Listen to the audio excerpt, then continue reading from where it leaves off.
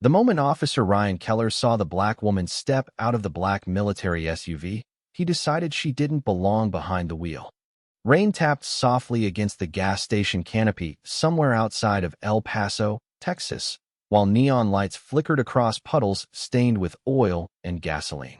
It was 11:47 p.m., and the station was nearly empty except for a tired cashier behind bulletproof glass, an elderly veteran sitting beside the ice machine, and a woman in a gray coat holding a small white pharmacy bag against her chest. Ryan adjusted the flashlight clipped to his vest as he watched her through the windshield of his patrol car. The SUV she drove was spotless, government-issued by the look of it, with dark-tinted windows and military tags that instantly tightened something inside his chest. His partner, Officer Nate Holloway, sipped stale coffee beside him without saying much. "Run the plates again," Ryan muttered. Nate sighed and tapped the screen mounted near the dashboard. "Already did. Registration's classified federal." Ryan smirked. "Exactly."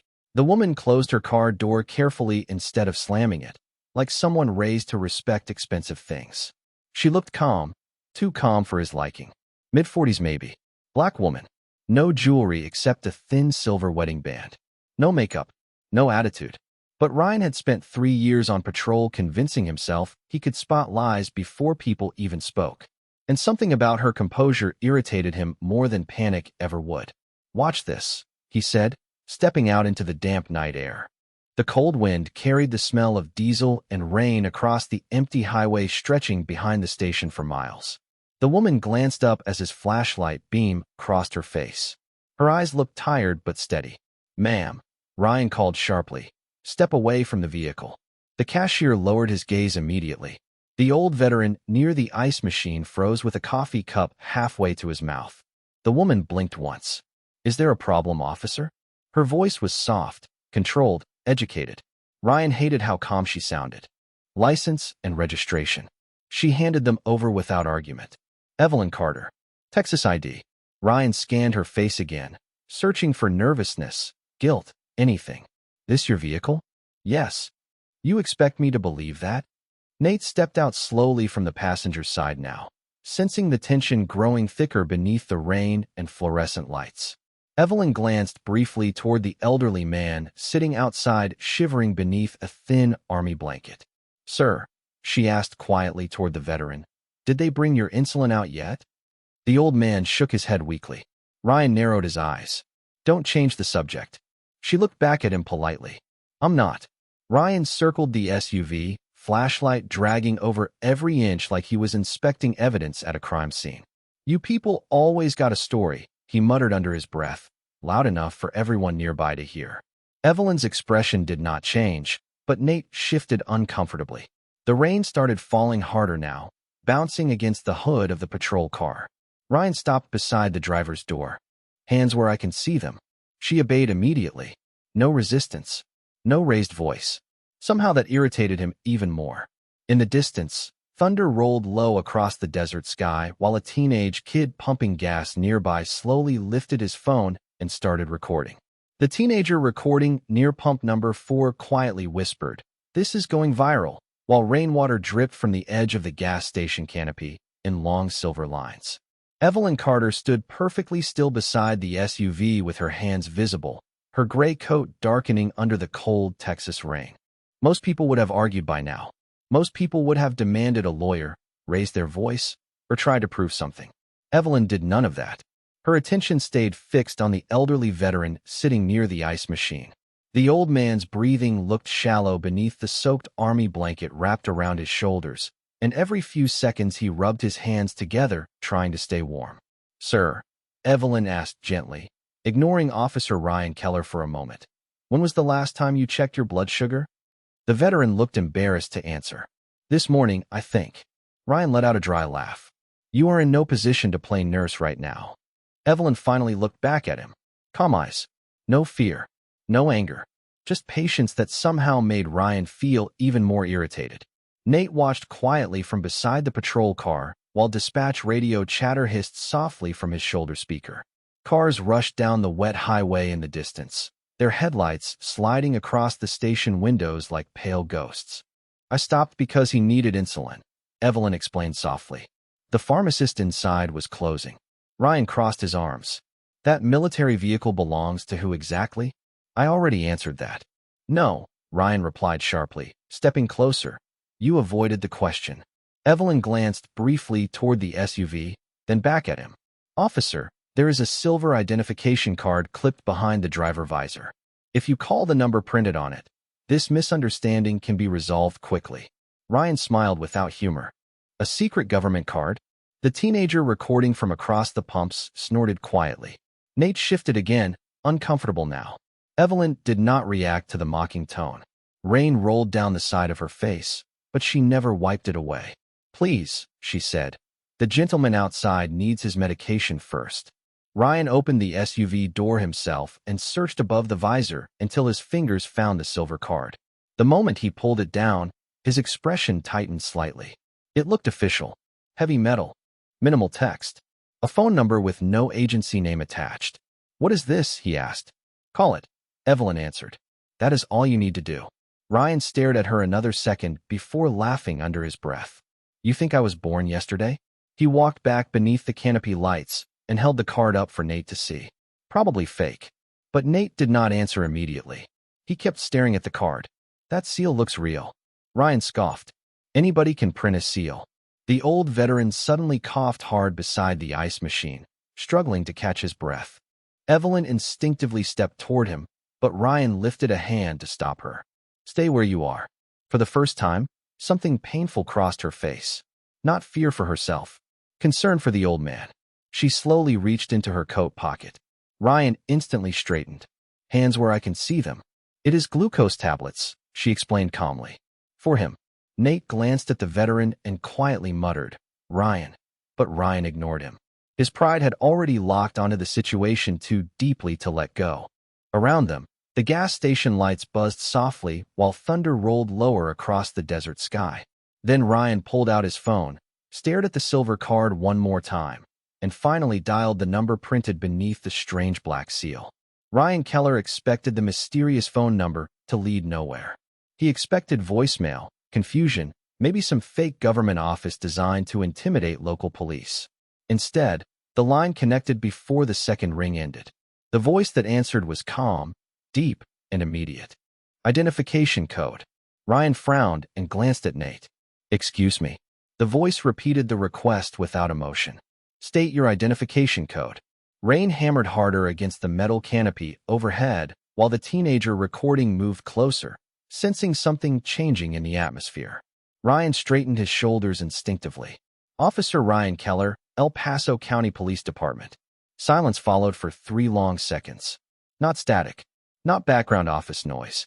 Just silence heavy enough to make Ryan suddenly aware of the rain dripping down the back of his neck. Then the voice spoke again. Why are you in possession of that number?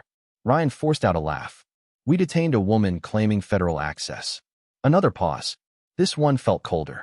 Describe the woman. Ryan glanced toward Evelyn standing quietly beside the SUV. She had moved closer to the elderly veteran now, gently helping him sit upright on the bench beneath the awning despite the tension surrounding her. African-American female, Ryan answered. Mid-40s. Claims ownership of a federal vehicle. The line went silent again. This time, even Nate noticed it. The older officer slowly lowered his coffee cup and stared at Ryan with growing concern. Finally, the voice returned, lower than before. Did you say Mrs. Evelyn Carter? Ryan blinked. Yeah, you know her. What came next changed the air around the gas station completely. Officer, do not place that woman in restraints under any circumstances. Ryan's expression hardened immediately. Authority in another man's voice always triggered something defensive inside him. Listen, he said, louder now. She refused to cooperate during an active investigation. Nate looked over sharply because that was not true. Evelyn had cooperated with every request since the moment they arrived. The voice on the phone remained perfectly calm. Is Mrs. Carter safe? Ryan scoffed. She is fine. Answer carefully, officer. For the first time all night, Ryan felt uncertainty crawl quietly beneath his skin. Around him the storm kept building. Headlights reflected across wet pavement. The American flag near the highway snapped violently in the wind above the gas station roof. Evelyn sat beside the old veteran now, opening the pharmacy bag carefully while the man's hands trembled from low blood sugar. She spoke to him gently enough that Ryan could not hear the words. Nate finally stepped closer. "Ryan," he muttered quietly, "I think we need to slow this down." Ryan ignored him. Pride would not let him retreat in front of civilians, especially not while somebody filmed the entire situation on a phone. "Who exactly am I speaking to?" Ryan demanded into the receiver. The answer came instantly. Department of Defense Command Authority. The teenager recording stopped whispering. Even the cashier behind the glass lifted his eyes. Ryan swallowed once before recovering his attitude. "Then maybe you should explain why a civilian woman is driving a restricted federal SUV at midnight." Another silence. This one shorter. Sharper. "Officer Keller." The voice replied. "Remain where you are. Additional personnel are already en route." Nate's face changed immediately. "Additional personnel?" Ryan repeated. "For what?" But the line had already disconnected. The rain suddenly felt colder. Dispatch chatter exploded from Nate's shoulder radio at the exact same moment. "Unit 7 confirms status immediately. Unit 7 respond." Nate grabbed the radio. "This is Unit 7. Dispatch answered fast this time, unusually tense. "Stand by for supervisory contact. Do not leave the location." Ryan stared across the station toward Evelyn Carter while thunder rolled over the dark Texas sky. She sat quietly beside the veteran, holding the old man's insulin in one hand and shielding him from the rain with her own coat, as if none of the chaos around her mattered at all. The atmosphere around the gas station no longer felt ordinary. What had started as another rainy patrol stop on the edge of West Texas now carried the strange silence of something much larger moving beneath the surface. Officer Nate Holloway could feel it in the way dispatch spoke over the radio, clipped and nervous, like supervisors were suddenly listening to every word. Ryan Keller tried pretending he did not notice, but his jaw tightened each time another message crackled through the speaker. "Unit 7, remain on site. Supervisor inbound." Ryan shoved the radio back onto his shoulder with visible irritation. "This is ridiculous," he muttered. "All because some woman flashed a fancy card." Nate looked toward Evelyn Carter again. She sat beside the elderly veteran beneath the weak shelter of the awning, holding the insulin package steady while the old man slowly regained color in his face. Rainwater dripped from the ends of her dark hair onto her coat sleeves, yet she never complained once. "You ever notice something?" Nate asked quietly. Ryan barely looked at him. "What?" "People pretending usually talk too much." Ryan scoffed. "And?" Nate nodded toward Evelyn. "She has barely defended herself all night." Ryan hated hearing that because part of him already knew it was true. Every instinct that normally made him feel confident now pushed against him instead. The teenager live streaming nearby whispered excitedly into his phone while comments rolled across the screen faster than he could read them. "Bro, military people are coming," he murmured. "I am telling you this is real." The cashier behind the bulletproof glass stepped outside carefully with a paper cup of hot coffee and handed it to the veteran. Evelyn thanked him softly before helping the old man wrap both hands around the cup. "Drink slowly," she told him. "Your body is still catching up." Ryan watched her from beneath the gas station lights, confused by how calm she remained. Most people under investigation became defensive. Some became emotional. Others became angry. Evelyn Carter acted like none of this humiliation belonged to her at all. The sound of tires cutting through wet pavement suddenly echoed from the highway entrance. Everyone looked up at once. A Black County supervisor SUV rolled into the station lot faster than necessary before stopping beside the patrol cars. Lieutenant Mark Ellis stepped out immediately, rain striking his broad shoulders as he hurried toward them. His face already looked tense. "What happened?" he asked. Ryan answered first. "Possible misuse of federal property. Suspicious behavior." Ellis looked toward Evelyn only once before turning back sharply. "Did you run her identification through dispatch?" "Yes." "And?" Ryan hesitated. "Some federal office called."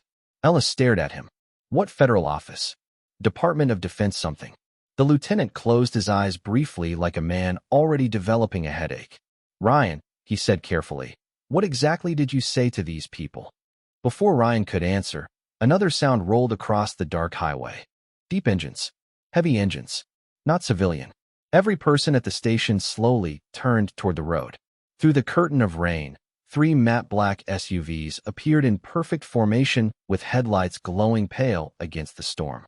No sirens. No flashing lights. Just controlled movement. Professional movement. The vehicles entered the station slowly and stopped beside the pumps with mechanical precision. Doors opened almost simultaneously. Men in dark rain jackets stepped out first, scanning the area silently. Then another vehicle door opened in the center SUV. A tall, gray-haired military officer emerged beneath the rain, his uniform partially hidden beneath a black overcoat. The moment Lieutenant Ellis saw the stars on the man's collar, the color drained from his face completely. Nate instinctively straightened his posture. Ryan did not move at all. He simply stared while rainwater slid down the sides of his face. Across the station, Evelyn Carter finally rose quietly from the bench beside the veteran. The old man looked up at her with confused respect as the military officer walked directly toward her through the rain. The rain seemed quieter the moment the gray-haired officer reached Evelyn Carter. Every person at the gas station watched without speaking while water rolled across the pavement beneath the harsh white lights overhead. The military officer stopped directly in front of her and straightened immediately despite the storm soaking his coat. "Mrs. Carter," he said respectfully, "are you all right?" Evelyn gave a small nod. "I am fine, Colonel." The word alone hit Ryan Keller harder than the thunder echoing across the highway. "Colonel." "Not ma'am. Not civilian. Colonel." Lieutenant Mark Ellis removed his patrol cap quickly, suddenly aware of how exposed every officer at the station now looked. Nate Holloway stood frozen beside the patrol vehicle while the teenager live-streaming whispered into his phone so fast his voice almost cracked. Yo, this is military for real." Ryan forced himself to step forward before the silence swallowed him completely. "Sir," he said stiffly, "this woman was under investigation for possible unauthorized use of federal property." The colonel turned slowly toward him. His expression never changed, but Ryan felt the weight of it instantly. "This woman," the colonel replied carefully, "is under direct federal protection clearance." Ryan swallowed.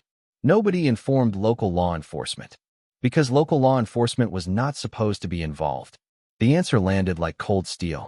Nearby, the old veteran struggled to stand up from the bench. Evelyn gently steadied him before handing him the coffee cup again.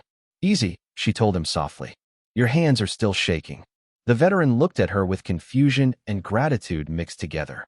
"Ma'am, who are you?" Evelyn smiled faintly. "Just somebody trying to help." Ryan looked around and realized everyone at the station was staring at him now instead of her. The humiliation crept up slowly at first, hot beneath his collar despite the cold rain. He glanced toward the teenager filming. Thousands of people were probably watching already. Lieutenant Ellis stepped closer to the colonel. "Sir, we were unaware of her status." The colonel looked toward Evelyn before answering. Mrs. Carter did not mention her status because she rarely does. That sentence hit differently than Ryan expected. It was not defensive. It was disappointed, as if the problem here had never been procedure at all. Another military officer approached quietly from the SUVs carrying a dry black umbrella, but Evelyn waved it away. She stayed beside the veteran instead, still more concerned about him than herself. "Did he take the insulin?" she asked. The cashier nodded quickly from behind the glass door. "Yes, ma'am." The colonel turned back toward Ryan. "Officer Keller, did Mrs. Carter resist you at any point tonight?" Ryan hesitated. "No." "Did she threaten anyone?" "No." "Did she cooperate with your requests?" Ryan looked down briefly. "Yes." Rainwater dripped from the edge of his sleeves while each answer slowly trapped him deeper inside his own actions. Nate looked away, unable to watch anymore. The colonel took one slow breath. "Then explain why this situation escalated to federal command involvement within 5 minutes." Ryan opened his mouth, but nothing came out. Because there was no explanation that sounded reasonable anymore. Not the vehicle, not the assumptions, not the way he had looked at her the moment she stepped out into the rain. Evelyn finally turned toward him fully for the first time since the military vehicles arrived. Her expression held no anger. Somehow that made everything worse. "Officer," she said gently, "I told you exactly where to find the number." Ryan could not meet her eyes for more than a second. Behind him, dispatch radio traffic suddenly went silent altogether. No static, no calls, just silence hanging over the station while the storm rolled across the dark Texas sky. Then the colonel stepped aside slightly as another figure exited the center SUV. Taller, older, four silver stars gleaming faintly beneath the gas station lights. The moment the four-star general stepped out into the rain, every sound at the gas station seemed to fade beneath the storm. Even the teenager live streaming lowered his phone slightly, stunned by the sight of the silver stars reflecting under the fluorescent canopy lights. General Marcus Carter walked with calm authority, the kind built over decades of command instead of fear. Rain rolled from the brim of his dark coat as military personnel instinctively straightened around him. Lieutenant Ellis immediately stood at attention. Nate Holloway followed a second later. Ryan Keller reacted slower, frozen somewhere between disbelief and embarrassment. The general never looked at the officers first. He walked directly toward Evelyn. "You should have called me sooner," he said quietly. Evelyn gave him a tired smile. "You were in Washington." And his voice softened immediately after the word. "You know I would have answered." For a brief second, the gas station no longer looked like the center of a federal incident. They simply looked like a husband and wife standing in the rain after a long night. Marcus gently touched her cold hand, then noticed the wet sleeve where she had used her coat to shield the elderly veteran from the storm. His eyes shifted toward the old man sitting nearby. "Did she stop for him?" he asked. The colonel nodded once. "Insulin." The general looked back at Evelyn with quiet understanding already written across his face. "Of course you did." Ryan felt smaller with every passing second. He had imagined powerful people differently his entire life. Louder, arrogant, demanding. But nothing about the woman he had humiliated fit the image he carried in his head. Evelyn had not threatened anyone, had not bragged about status, had not once mentioned who her husband was. She had only tried to help an old veteran in the rain. The realization settled into Ryan's chest like a weight he could not push away. Marcus finally turned toward the officers. His expression remained calm, but there was disappointment behind it that somehow cut deeper than anger. "Which one of you detained my wife?" Ryan forced himself to answer. "I did, sir." Thunder rumbled low across the desert sky, while rainwater dripped steadily from the patrol car lights.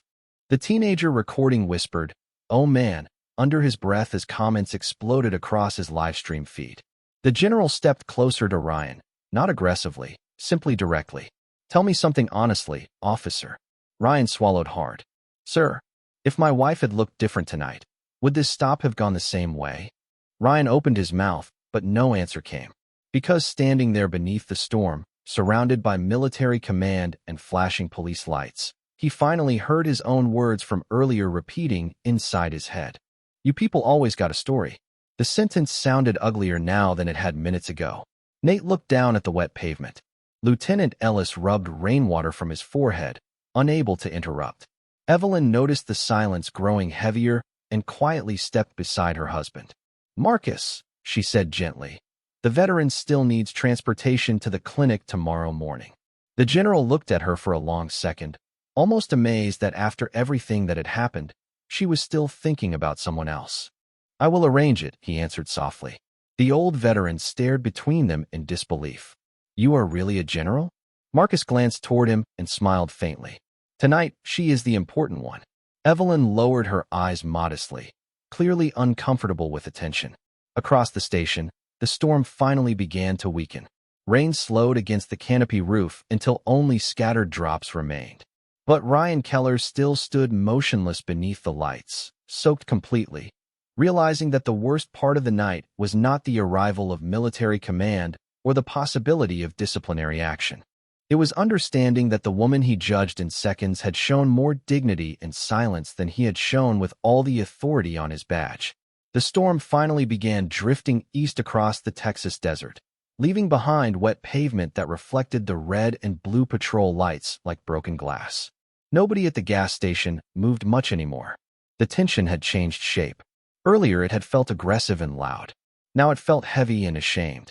General Marcus Carter stood beside his wife while military personnel quietly maintained distance around them. No one barked orders. No one raised their voice. That silence somehow made the entire moment more powerful.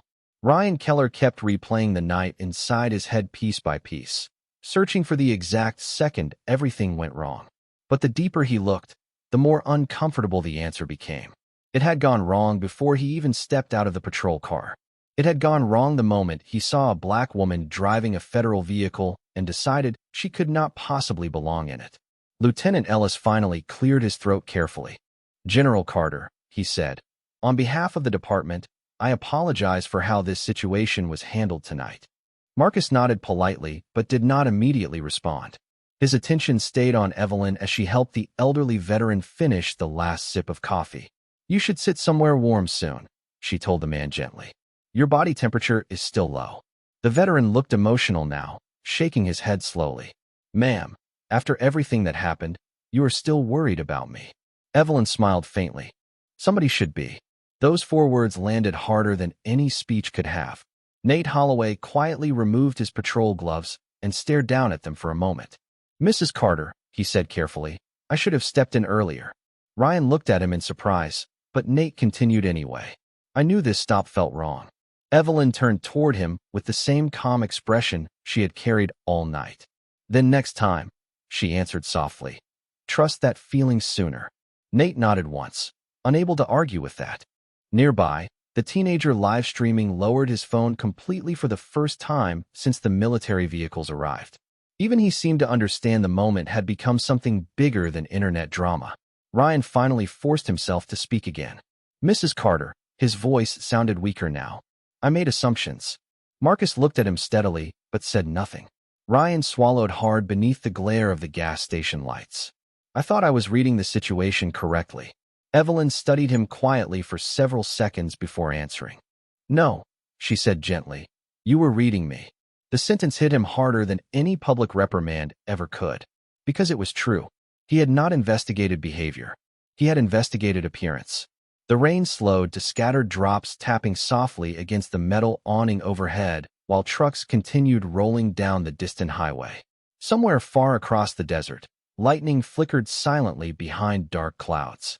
The colonel approached Marcus quietly and handed him a tablet displaying reports already flooding federal channels. Marcus barely glanced at it before handing it back. "Not tonight," he said. "Sir?" the colonel asked. Marcus looked toward Evelyn beside the old veteran. "Tonight is not about reports." Ryan lowered his eyes. Shame had fully replaced defensiveness now.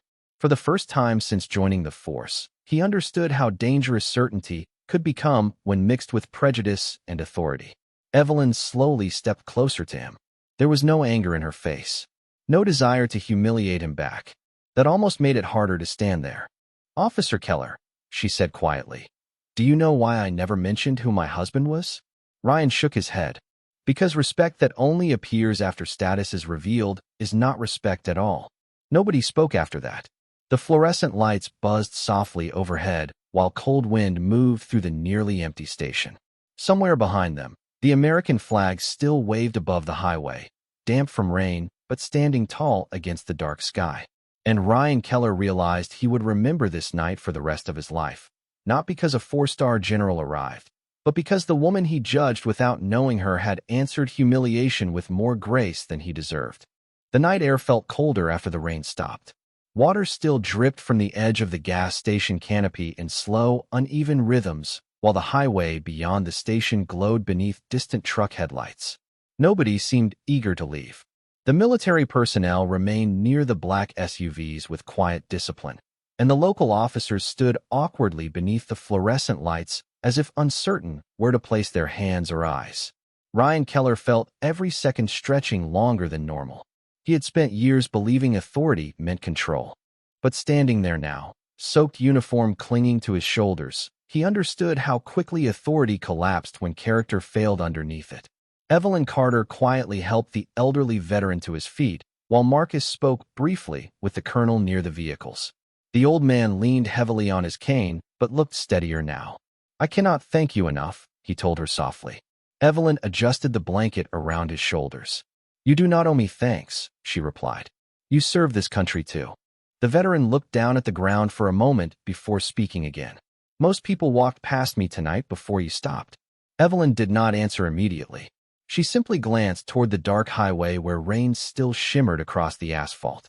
"Sometimes people are carrying pain you cannot see," she finally said. "That is why kindness matters." Ryan heard every word. Somehow her voice never sounded dramatic or rehearsed. Just honest. Lieutenant Ellis slowly approached Marcus Carter near the SUVs. "General," he said carefully, "internal review will begin immediately." Marcus looked toward the officers standing under the canopy lights. "Do what you believe is necessary," he answered calmly. "But understand something first." Ellis straightened slightly. "Sir." Marcus glanced toward Evelyn beside the veteran. "My wife has spent most of her life helping strangers.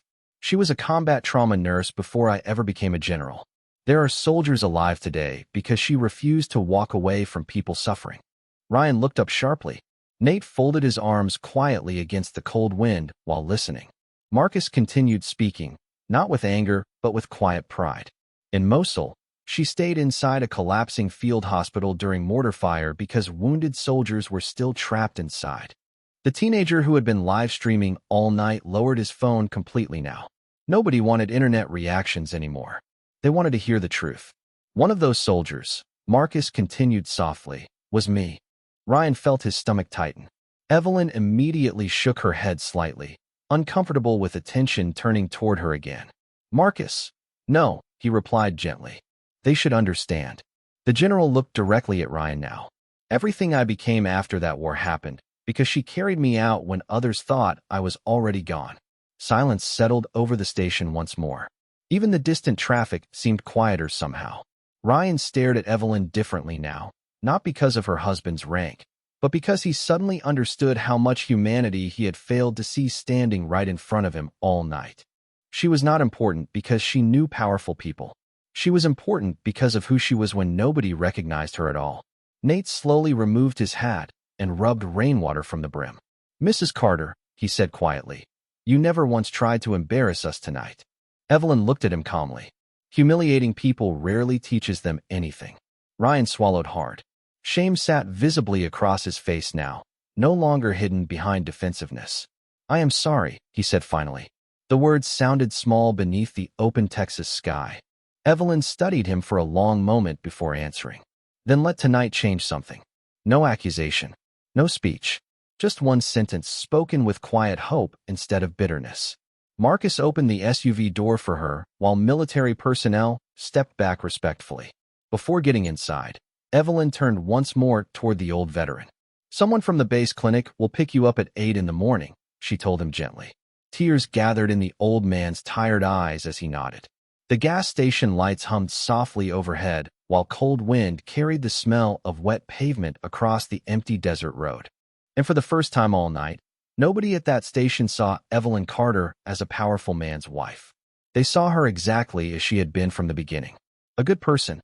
The black SUVs pulled away from the gas station one by one, their headlights disappearing into the dark Texas highway like silent ships fading into rain mist. Within minutes, the loudest night of Ryan Keller's career became painfully quiet. The flashing patrol lights still painted the wet pavement red and blue, but now the colors looked dull against the empty desert road. Lieutenant Ellis remained near his vehicle finishing calls with the department, while military personnel vanished into the darkness as quickly as they had arrived. Nate Holloway leaned against the patrol car without speaking, exhausted in a way sleep could not fix. The teenager who had live-streamed everything finally ended the broadcast and slipped his phone into his pocket. Even he seemed changed by what he had witnessed. Across the lot, the elderly veteran sat alone beneath the awning holding the dry blanket folded neatly across his lap. Every few minutes he looked down the highway where Evelyn and Marcus had disappeared, as if trying to understand how somebody with so much status could still stop for a stranger sitting beside an ice machine in the rain. Ryan stood motionless near pump number for long after everyone else started leaving. Water dripped steadily from the edge of the canopy beside him. Somewhere far away, thunder rolled softly over the desert hills, weaker now, almost fading. He replayed the first moment he saw Evelyn stepping out of the SUV. The assumptions, the tone in his voice, the confidence that he already knew who she was before she even spoke.